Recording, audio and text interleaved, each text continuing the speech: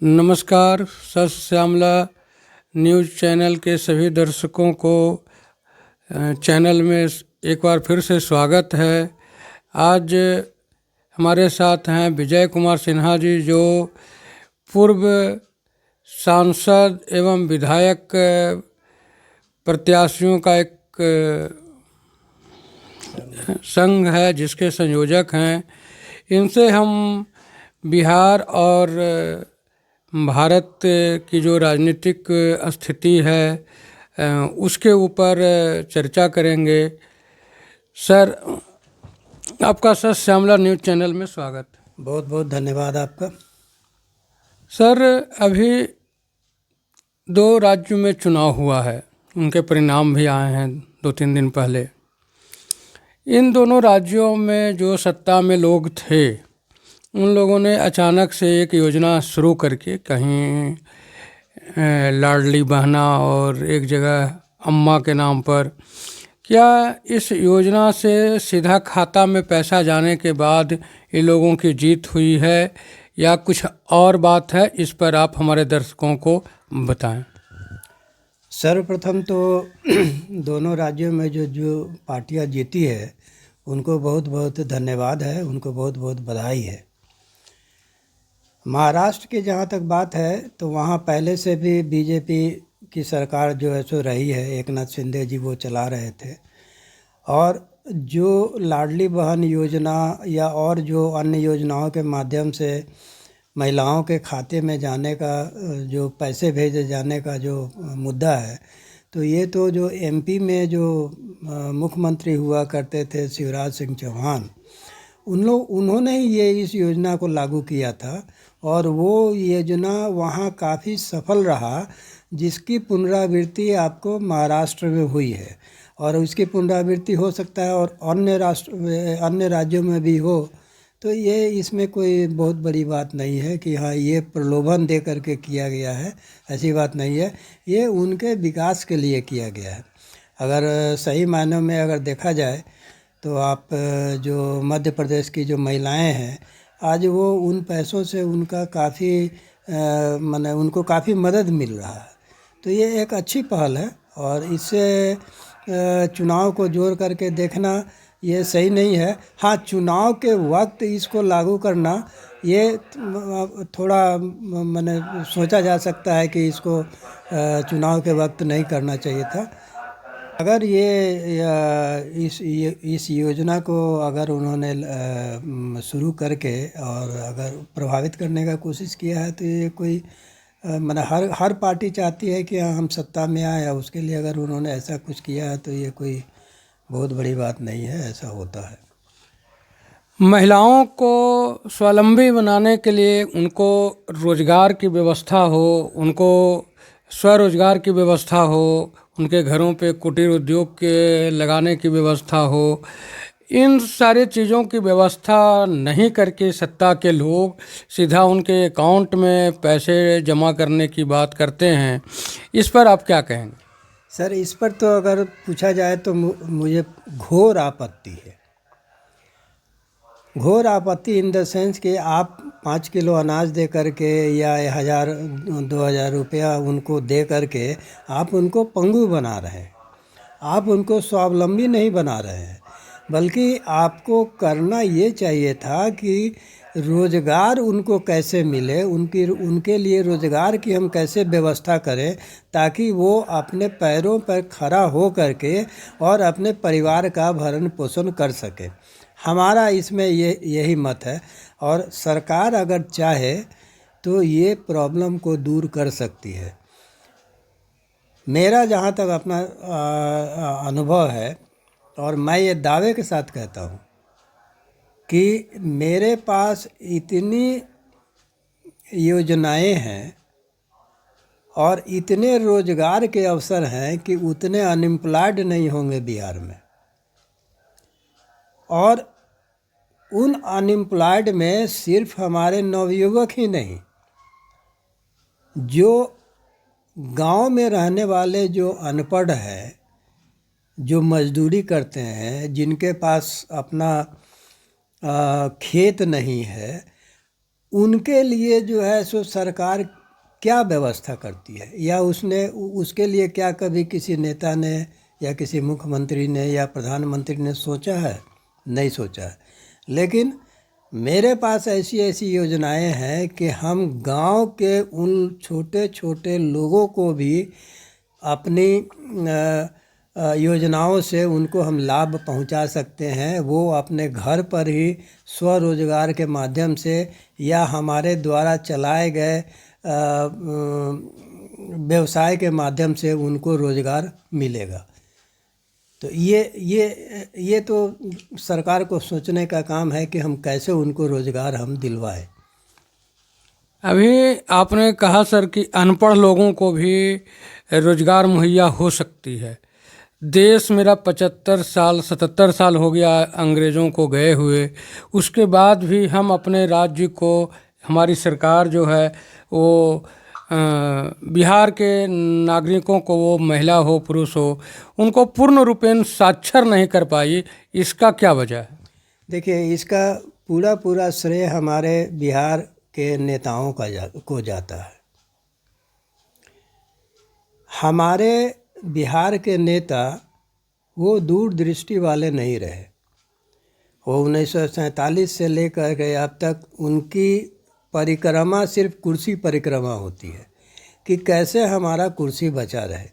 अब आप देख लीजिए, 1947 के बाद से लेकर के और अभी तक 77 सालों में, उस समय तो 8 या 9 स्टेट हुआ करते थे सब मिला करके, और आज जो है सो 21 स्टेट हैं और 9 यूनियन टेरिटरी हैं बनाए हुए। तो उस समय बिहार, बंगाल, उड़ीसा ये सब एक हुआ करता था। तो आप ये सोचने वाली बात है कि हमारा दक्षिण का राज्य, पंजाब, हरियाणा, महाराष्ट्र, ये सब डेवलप करता चला गया और हमारा बिहार पिछड़ता चला गया। जबकि हमारा बिहार जो है सो कृषि प्रधान स्टेट था। हमारे यहाँ खनिजों का भंडार था। हमारे यहाँ के कोयला से दूसरे प्रदेशों ने अपना लाभ लिया। लेकिन हमारे जो प्रदेश के जो नेता थे, उनकी दूरदृष्टि वो नहीं थी कि हम कैसे अपने स्टेट को आगे बढ़ाएं और किस तरह से अपने स्टेट के लोगों को भलाई करें।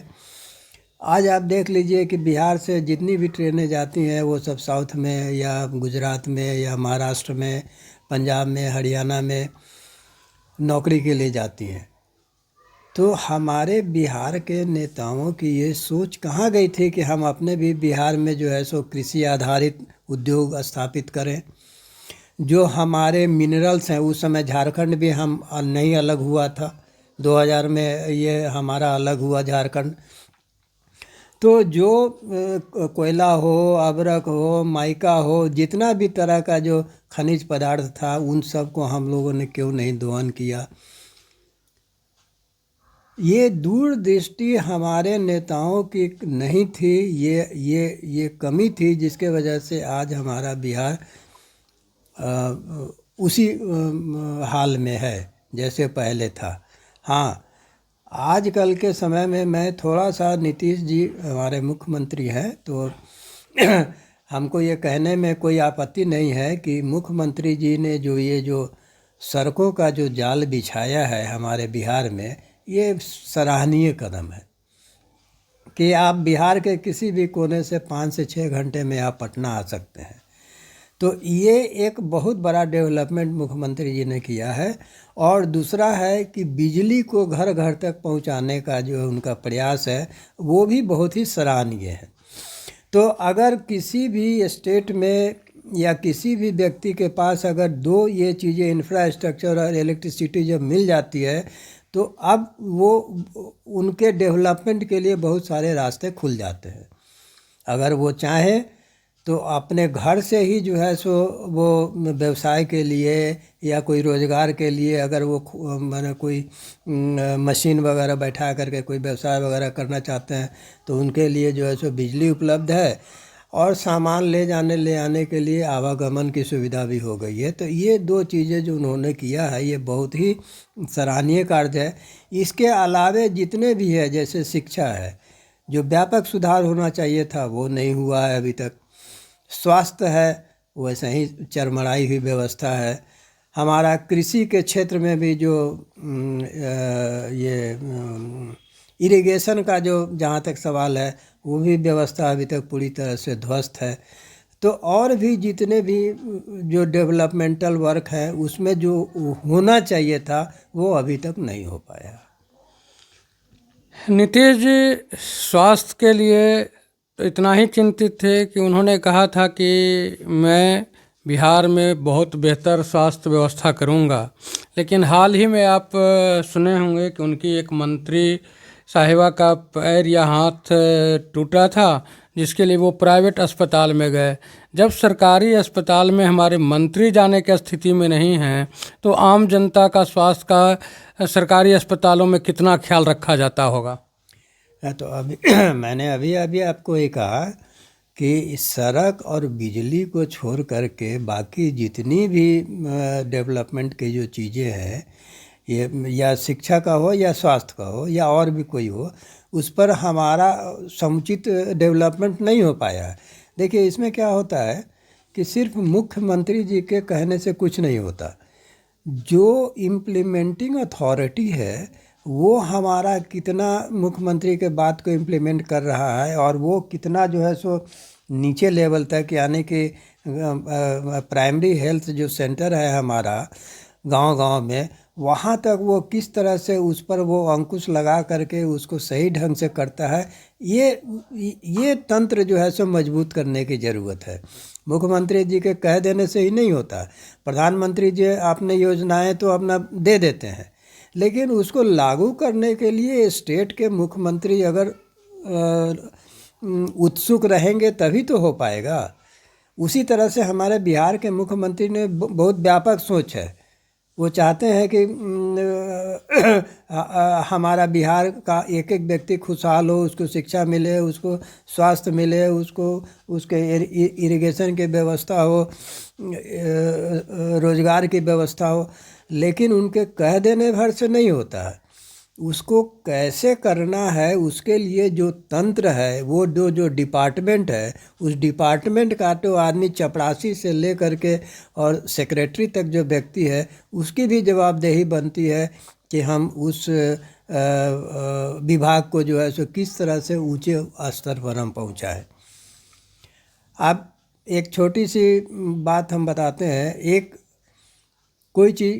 कोई भी मैंने आप डायग्नोस्टिक के ही सेंटर में ले लीजिए कि बहुत सारे हमारे यहाँ जो जांच होती है वो सब जो है सो या तो मुंबई भेजे जाते हैं या हैदराबाद भेजे जाते हैं या दिल्ली या मुंबई भेजे जाते हैं। तो क्या उस जांच के लिए वो लैब की व्यवस्था हमारे बिहार में नहीं हो सकती है? हम क्यों जो है सो मतलब कि इसमें पिछड़े हुए हैं? जो भी हमारे बिहार से बाहर जितनी भी सुविधाएं मिलती हैं, उन सुविधाओं को हम अपने यहाँ क्यों नहीं लागू करते हैं? तो ये इस तरह की सोच जो है, वो दूरदृष्टि वाली सोच जो है, ये अभी तक हमारे यहाँ के नेताओं में नहीं हो पाया है, जिसकी कमी से हमारा बिहार अभी एकदम बिल्कुल स्टेबल है। सरकार की ज़मीनें जो किसी खास व्यवस्था के लिए खास लोगों ने दान दिया था, जैसे जयप्रकाश नारायण ने अपना ज़मीन दान दिया था कंकड़बाग में, और वो ज़मीन को इन्होंने प्राइवेट अस्पताल को दे दिया। और प्राइवेट अस्पताल का जब ये उद्घाटन करने गए तब इन्होंने कहा कि मेरे सपनों का अस्पताल बना है। उसी तरह से बिहटा चीनी मिल के लिए लोग, वहाँ के किसानों ने चीनी मिल के लिए ज़मीन दान किया था, उसको भी इन्होंने किसी दूसरे उद्योग के लिए दे दिया। चीनी मिल वारसलीगंज की भी स्थिति ये हुई कि वो अडानी ग्रुप को अंबुजा सीमेंट बनाने के लिए दे दिया गया। तो ये जो सरकारी ज़मीनों को जो किसी खास उद्देश्य से लोगों ने दिया था, आज उसको ये प्राइवेट लोगों को दे रहे हैं, इस पर आप क्या कहेंगे?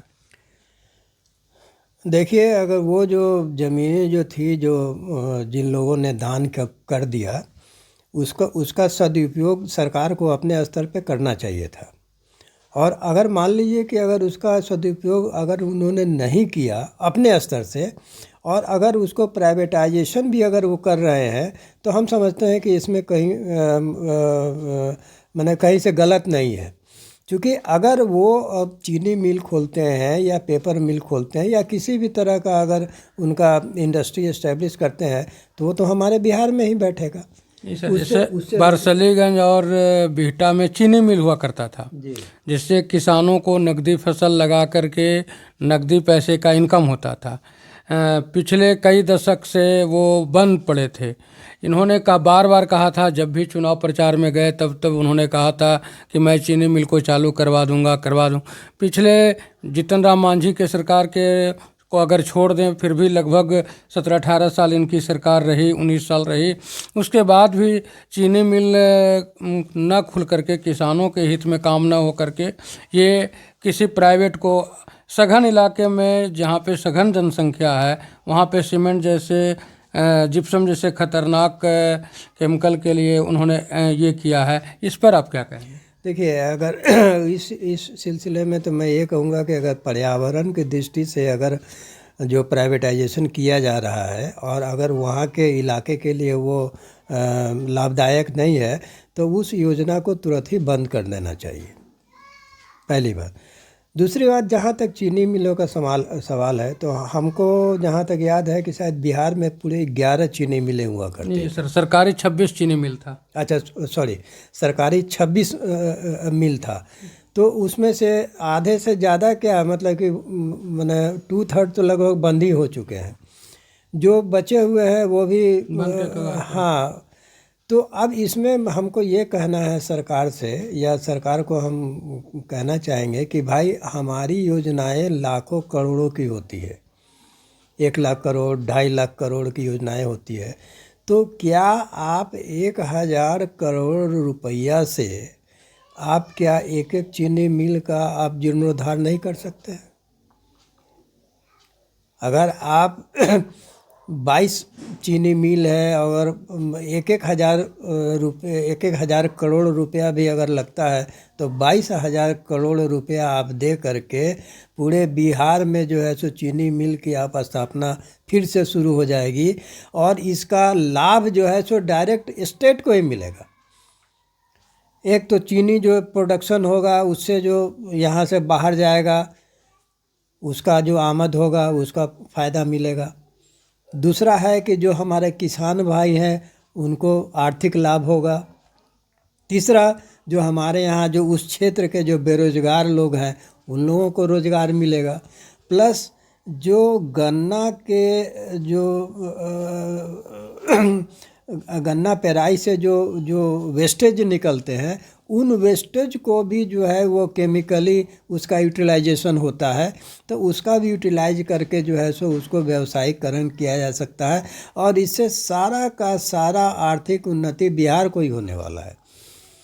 वो 1000 करोड़ रुपया दे करके अगर मोतीपुर चीनी मिल का अगर वो जीर्णोद्धार करते हैं, तो साल भर में ही वो 500,000 करोड़ रुपया उनसे वो कमा लेंगे।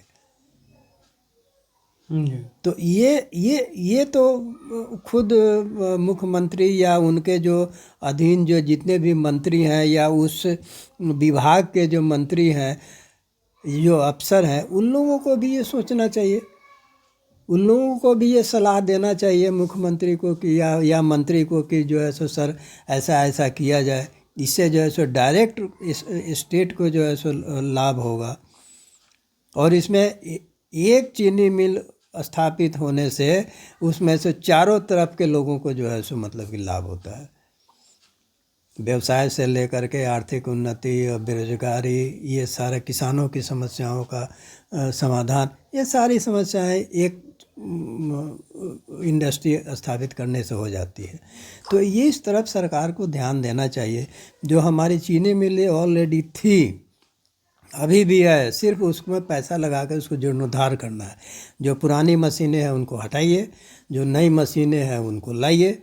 उसी तरह से जो हमारा पेपर मिल है, हमारा जूट मिल है, हमारा आप बताइए कि फसल के समय में यूरिया की किल्लत हो जाती है, ब्लैक में जो है सो यूरिया भी नहीं मिल पाता है, दुगने तिगने दाम पे यूरिया लेना पड़ता है। तो हम उनकी पूर्ति करें ना, हम अपने यहाँ जो है सो मैंने यूरिया की फैक्ट्री बैठाएं, पशु आहार की फैक्ट्री बैठाएं, और उसमें जो है सो हम अपने बिहार को विकसित करें। तो ये सब जो डेवलपमेंटल जो सोच है, इस सोच को डेवलप करने की ज़रूरत है।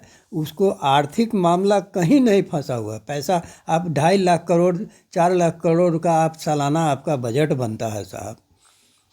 आप ये 1000 2000 और 10,000 20,000 करोड़ से जो अगर आपकी योजनाएं अगर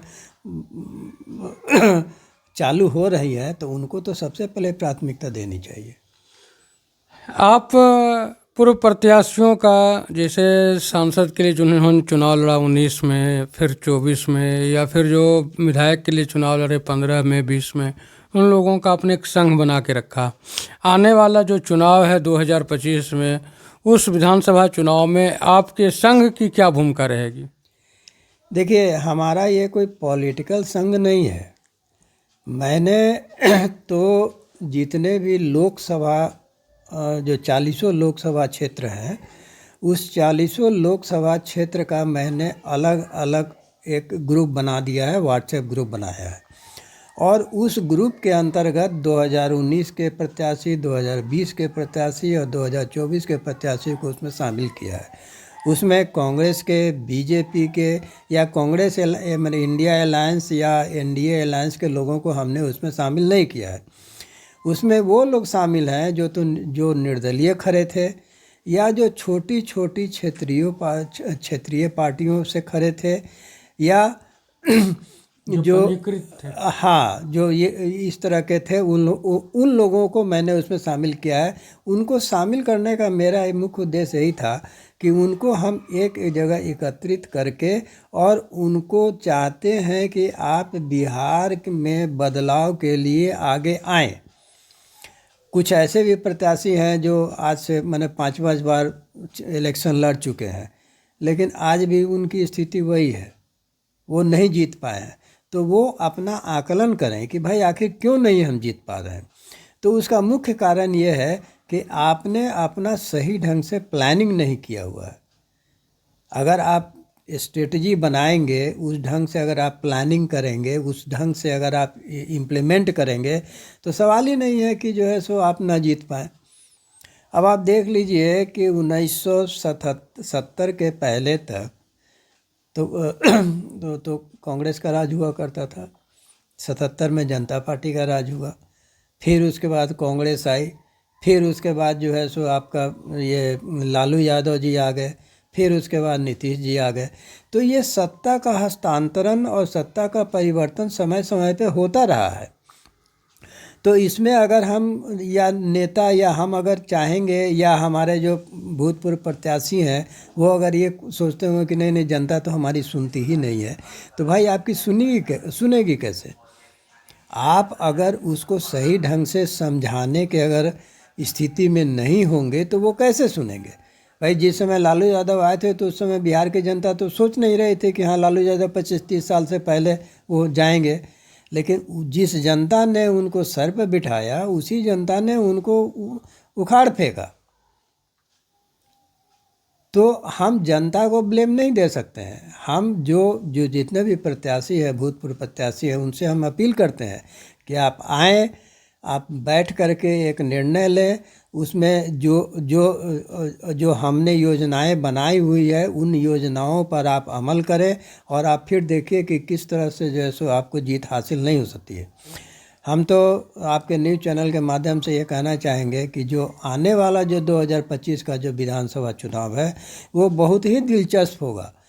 और दिलचस्प इन द सेंस कि जो भी पार्टी या जो भी व्यक्ति थोड़ा सा अगर मेहनत अगर अभी से अगर कर दिया तो उसकी जीत सुनिश्चित है।